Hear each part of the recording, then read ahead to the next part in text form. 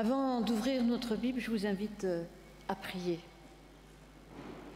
Notre Dieu, en ouvrant la Bible, qui est livre de vie, nous te demandons d'ouvrir également nos existences. Nous lisons, mais en réalité c'est ta parole qui vient lire en nous. Nous tournons plus ou moins facilement les pages de notre Bible, mais nous suivons toujours bien difficilement son appel à tourner la page de notre existence. Et fatalement, lorsque nous refermons tes Écritures, nous nous refermons. Aussi, notre Dieu, nous t'en prions, viens éclairer par ton esprit notre lecture, nourrir notre prédication et accompagne-nous sur notre chemin. Amen. Nous allons commencer ce matin au livre d'Ésaïe, au chapitre 45, les versets 1 à 13. Ainsi parle le Seigneur à son Messie, à Cyrus que je tiens par sa main droite, pour abaisser devant lui les nations, pour déboucler la ceinture des rois, pour déboucler devant lui les battants, pour que les portails ne restent pas fermés. Moi-même, devant toi, je marcherai. Les terrains bosselés, je les aplanirai. Les battants de bronze, je les briserai. Les verrous de fer, je les fracasserai. Je te donnerai les trésors déposés dans les ténèbres, les richesses dissimulées dans des cachettes. Ainsi, tu sauras que c'est moi le Seigneur, celui qui t'appelle par ton nom, le Dieu d'Israël. C'est à cause de mon serviteur Jacob, oui, d'Israël mon élu, que je t'ai appelé par ton nom. Je t'ai qualifié sans que tu me connaisses. C'est moi qui suis le Seigneur, il n'y en a pas d'autre. Moi, excepté, nul n'est Dieu.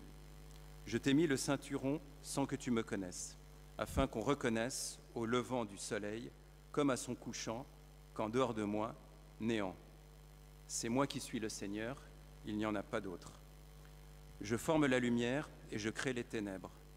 Je fais le bonheur et je crée le malheur. C'est moi le Seigneur qui fait tout cela.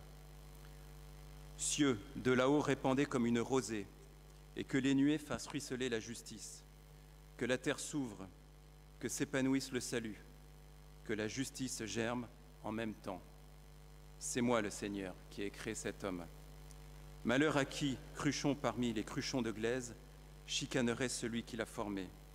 L'argile dira-t-elle à celui qui lui donne forme, « Que fais-tu » Et l'œuvre réalisée par toi dira-t-elle, « Il n'a pas de main » Malheur à qui dit à un père, « Qu'as-tu engendré » et à une femme, « Qu'as-tu mis au monde » Ainsi parle le Seigneur, celui qui a formé Israël et qui en est le Saint. Exigez donc de moi les choses à faire au sujet de mes fils. Au sujet de l'œuvre réalisée par mes mains, vous me donneriez des ordres ? C'est moi qui ai fait la terre et qui ai sur elle créé l'humanité. C'est moi, ce sont mes mains qui ont tendu les cieux, et à toute leur armée, je donne des ordres. C'est moi qui, selon la justice, ai fait surgir cet homme, et j'aplanirai tous ses chemins. C'est lui qui rebâtira ma ville, et il renverra mes déportés, sans qu'il leur en coûte ni paiement, ni commission, dit le Seigneur, le Tout-Puissant. Et nous lirons à présent dans l'évangile de Matthieu, au chapitre 16, les versets 13 à 16. Arrivé dans la région de Césarée de Philippe, Jésus interrogeait ses disciples. « Au dire des hommes, qui est le Fils de l'homme » Ils dirent, pour les uns, c'est Jean le Baptiste, pour d'autres, Élie, pour d'autres encore, Jérémie ou l'un des prophètes. Il leur dit, « Et vous, qui dites-vous que je suis » Prenant la parole, Simon-Pierre répondit, « Tu es le Christ, le Fils de Dieu, du Dieu vivant. » Voilà, et nous lirons à présent dans l'évangile de Marc au chapitre 10, des versets 42 à 45.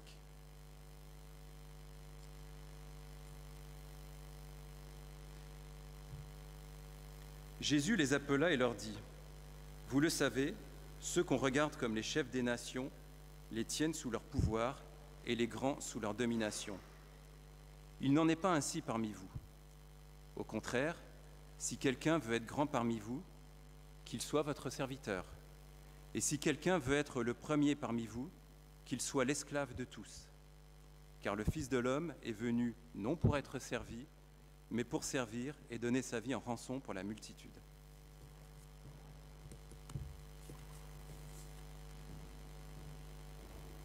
Entrons maintenant le cantique 2204, page 260 dans vos recueils. Je vous invite à vous lever pour chanter ce cantique 2204.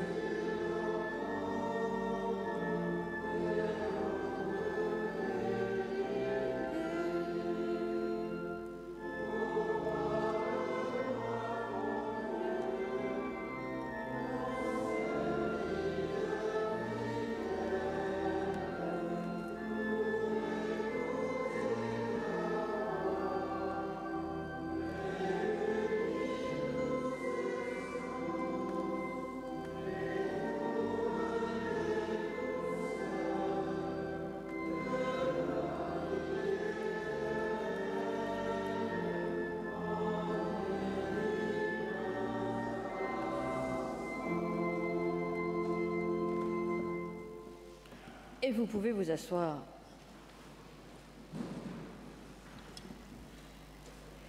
Vous ne le savez peut-être pas, mais dans le bureau des pasteurs, à l'Étoile, il y a des trésors. Nous avons un clou de la croix du Christ, bien évidemment vrai, le vrai clou.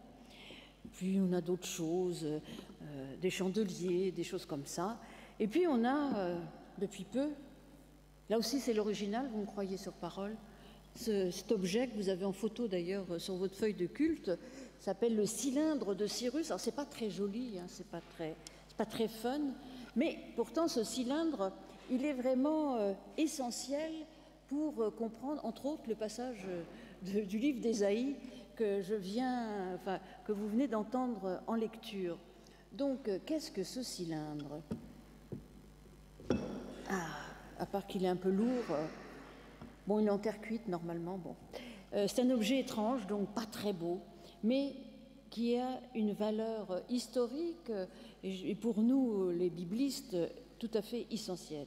Parce que le texte qui est inscrit, je lis pas très bien les caractères épigraphiques comme ça, puis en plus, là, c'est un peu effacé, mais bon, il y en a qui l'ont fait pour nous, donc c'est très bien. Le texte qui est inscrit donne des indications tout à fait essentielles pour éclairer l'histoire du peuple juif. Alors juste un léger rappel historique, en 587 avant Jésus-Christ, Jérusalem est envahie par les Babyloniens, les murailles sont rasées, le temple est rasé, une partie de la population, l'élite on va dire, est déportée à Babylone. Parce que les Babyloniens, à cette époque, évidemment, ont toute puissance, un énorme empire dans cet Orient ancien. Et puis, les empires passent. Ce serait bien d'ailleurs qu'on s'en rappelle aujourd'hui. Il y a un moment où les empires disparaissent, même si... Bon.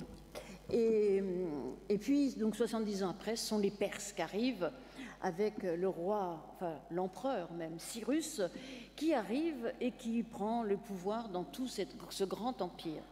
Donc, Cyrus va faire quelque chose de tout à fait important pour le peuple juif, c'est qu'il va autoriser... Alors sur ce cylindre, on apprend que les Babyloniens ont le droit d'adorer leur dieu Marduk. Alors ça, vous allez me dire, on s'en fiche un peu. Bah si, non, on s'en fiche pas, parce que jusqu'à là, quand un peuple était vainqueur, il obligeait les autres à adorer leur dieu. Enfin, bon, il y avait tout cela, et donc il ne leur permettait pas de continuer à pratiquer leur culte. D'ailleurs, c'est pour ça que le temple de Jérusalem a été rasé. Mais Cyrus est un peu plus malin. Lui, ce qui l'intéresse, c'est que les gens payent des impôts et qu'ils lui obéissent. Alors, finalement, il se dit, si je les laisse pratiquer leur culte, ce sera probablement plus simple d'avoir la paix dans mon empire. Donc, il autorise les Babyloniens à adorer leur dieu Marduk, et puis il va autoriser, bien évidemment, les Juifs, enfin les Hébreux, les Juifs, à regagner Jérusalem et à reconstruire leur temple. Donc, vous voyez que derrière cet objet pas très joli, il y a quelque chose qui a eu une grande répercussion dans l'histoire de la Bible et dans notre propre histoire. Donc, ça, c'est intéressant. Et pourquoi je vous ai lu ce passage? Parce que vous l'avez peut-être entendu dès le début, Isaïe appelle Cyrus, c'est-à-dire l'empereur ou le roi de Perse, il l'appelle le Messie. Qu'est-ce que signifie le Messie? Ça, c'est important d'entendre que le Messie, dans le livre d'Ésaïe, évidemment que nous avons tous en tête Jésus, mais le Messie, dans le livre d'Ésaïe, avant d'annoncer un Messie à venir, parle du présent, du contemporain. Et le Messie, dans le livre d'Ésaïe, c'est le roi Cyrus. Pourquoi? Parce qu'il va libérer. Il va permettre aux Hébreux, au peuple juif, de retourner sur sa terre, de la libérer de ce carcan qu'ils avaient. Il paraît qu'ils n'étaient pas si malheureux à Babylone. C'est vrai qu'au bout de 70 ans, quand on est installé quelque part, on n'a pas forcément envie de retourner en arrière. Et d'ailleurs, tout le monde ne repartira pas à Jérusalem. Mais en tout cas, ils avaient cette possibilité de partir. Donc le roi Cyrus est appelé le Messie parce que Dieu l'a choisi pour permettre à son peuple de retrouver sa liberté, de l'exil, retourner à Jérusalem, repartir et à nouveau pouvoir adorer Dieu, entre autres, à Jérusalem. Alors Messie, en hébreu, c'est le mot hébreu, ça veut dire loin, je pense que la plupart d'entre vous le savent, et puis en grec, ça se dit Christ. Donc vous voyez bien que quand on parle de Jésus-Christ, c'est Jésus le Messie, et c'est Jésus loin, c'est-à-dire celui que Dieu a choisi. C'est pour ça que je pense qu'il est intéressant de voir cette image d'un Messie triomphant, parce que vous savez, Cyrus, c'est pas rien quand même, ce roi qui doit dominer tout l'Orient ancien, de l'Inde jusqu'à la Grèce, tout à fait au nord de l'Arménie jusqu'au sud de l'Égypte, donc cet empire énorme. Donc le roi Cyrus va réussir à conquérir tout cela. Donc il est vraiment question ici d'un Messie triomphant. Et d'ailleurs dans nos Bibles, alors je ne sais pas quelle traduction vous avez lue, mais en tout cas le mot Messie, la Tob, le mot Messie est resté. Mais il y a beaucoup de traductions autant qui traduisent Messie dans d'autres lieux, mais qui là disent celui qui l'a mis à part. Donc comme ça, on ne voit pas du tout ce qui se passe. Celui qui a reçu l'onction. Bon, alors c'est vrai, Messie, ça veut dire reçu l'onction, mais dans ces cas-là, après, il faudrait choisir Jésus, celui qui a reçu l'onction. Or, on dit Jésus-Christ. Donc, vous voyez bien que les traductions, il faut toujours s'en méfier, on est toujours en pleine interprétation. Parce que, en réalité, très compliqué de comprendre qu'un simple humain, même roi, puisse être le Messie. Seul le Christ semble pouvoir être le Messie, pouvoir recevoir ce titre. Alors c'est vrai, le Messie, c'est celui qui libère. C'est celui qui libère avec une certaine puissance. Et c'est d'ailleurs ce qu'attendaient certainement les Juifs au moment où Jésus arrive. Celui qui libère avec une certaine puissance. Mais c'est intéressant aussi de voir que celui qui est appelé Messie, ce n'est pas du tout un descendant de David dans le livre d'Ésaïe, en tout cas là. C'est un étranger qui a reçu l'onction qui lui donne le pouvoir de libérer les Hébreux de cette domination babylonienne. Désormais, ils sont libres d'adorer Dieu, leur Dieu, le Dieu d'Israël, l'Éternel. En choisissant un étranger, Dieu a aussi ouvert une voie. D'ailleurs, tout le livre d'Ésaïe est quand même un livre qui ouvre la voie de l'universalité. C'est aussi pour ça, à mon avis, qu'il est question beaucoup dans notre passage de la création. Dieu nous rappelle qu'il est un Dieu créateur, qui prend soin de ses créatures. Et cette ouverture de la Genèse, évidemment, est tout à fait universelle. Il n'est pas question d'un peuple en particulier dans ces premiers chapitres de la Genèse. Et bien là aussi, Dieu montre son universalisme. Évidemment, il y a d'autres textes qui ne nous disent pas tout à fait la même chose dans l'Ancien Testament, mais ici, on voit vraiment toute l'universalité de Dieu. Et c'est vrai que cette figure du Messie triomphant, c'est certainement celle qu'attendaient les Juifs qui étaient soumis au joug des Romains au moment où le Christ apparaît.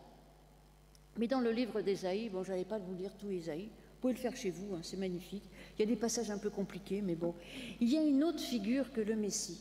Il y a ce qu'on appelle la figure du serviteur, avec ces très beaux textes, ce texte du serviteur souffrant. Dans un grand ensemble qui va du chapitre 40 au chapitre 55, il y a cette figure du serviteur souffrant. La mention du serviteur n'aura de cesse de revenir. Il y a le Messie, il y a le serviteur. Je pense qu'on va essayer de voir comment on peut tenir en tension les deux. Dans notre passage, il s'agit, si vous avez fait attention, mais vous pouvez le relire, il s'agit de Jacob. Mais il y a bien d'autres passages où celui qui est qualifié de serviteur, c'est le roi David. Encore un roi, encore un conquérant, mais qui est aussi qualifié de serviteur. Et d'ailleurs, il y a des passages dans le livre de Samuel où on voit David, par exemple, dansant avec le peuple, montrant que lui aussi, il est au service de son peuple, qu'il n'est pas qu'un roi lointain, mais au contraire qu'il prend soin des plus petits, de ceux sur lesquels il est censé dominer. Donc, cette figure du Messie, du serviteur, de David, on la retrouve dans le livre d'Ésaïe. Et vous le savez, Jésus descend du roi David, descend David qui a reçu l'onction, qui lui aussi donc est le Messie. Donc ces deux figures vont se télescoper à travers, dans la personne de Jésus, donnant tout à fait une autre image, une autre lumière, à la fois sur le rôle de Messie, ce conquérant, c'est-à-dire le rôle de puissant, et sur le rôle du serviteur. Il y a ce très beau passage, je vais quand même vous lire, parce que je trouve ça magnifique, au chapitre 40 du livre d'Ésaïe. « Consolez, consolez mon peuple, dit votre Dieu. » C'est-à-dire que vraiment Dieu prend soin de son peuple. Il sait qu'il est dans la douleur. « Parlez au cœur de Jérusalem et criez-lui que son combat est terminé, qu'elle est graciée de sa faute, qu'elle a reçu de la main de l'Éternel au double de tous ses péchés. Une voix crie dans le désert, ouvrez le chemin de l'Éternel, nivelez la steppe, une route pour notre Dieu. Que toute vallée soit élevée, que toute montagne et toute colline soient abaissées, que les reliefs se changent en terrain plat et les escarpements en vallons. » Vous l'avez entendu, dans ce passage d'Ésaïe, il y a ces versets que l'on retrouve dans les 4 évangiles. Pas grand-chose qu'on retrouve de commun aux 4 évangiles. Là, il y a une voix crie dans le désert, aplanissez, etc., etc. Et ça marque quoi? Ça marque le début du ministère de Jésus. Et le Messie, donc, est aussi au cœur du chant du serviteur. Le Christ, comme je l'ai dit, va télescoper les deux figures. Dans l'évangile de Luc, au tout début de l'évangile de Luc, il endosse parfaitement le rôle du Messie. Il le dit lui-même dès le début. Et il en donne une coloration tout à fait particulière. Parce que la première chose que fait Jésus dans l'évangile de Luc, c'est de rentrer dans la synagogue chez lui à Nazareth. Il ouvre le rouleau d'Ésaïe toujours, et après avoir lu « L'Esprit du Seigneur, l'Éternel est sur moi, car l'Éternel m'a donné l'onction », quand on l'interroge après et il parle, il répond, voilà, aujourd'hui c'est fait. Les aveugles voient, les boiteux, les captifs vont être libérés. Il annonce cela et il le dit bien, il est celui qui a reçu l'onction, mais aussi celui qui libère. Petit à petit, en chemin, il va aussi esquisser, vous l'avez entendu, la figure du serviteur. Un serviteur qui est maître de sa servitude. Et c'est là que ce qui est intéressant, c'est que les deux choses se télescopent. En fait, il est maître, et le fait qu'il soit maître, il ne s'en sert pas pour donner un joug aux autres, pour abaisser l'autre, mais au contraire, il s'en sert pour se mettre au service de l'autre, pour que l'autre puisse grandir.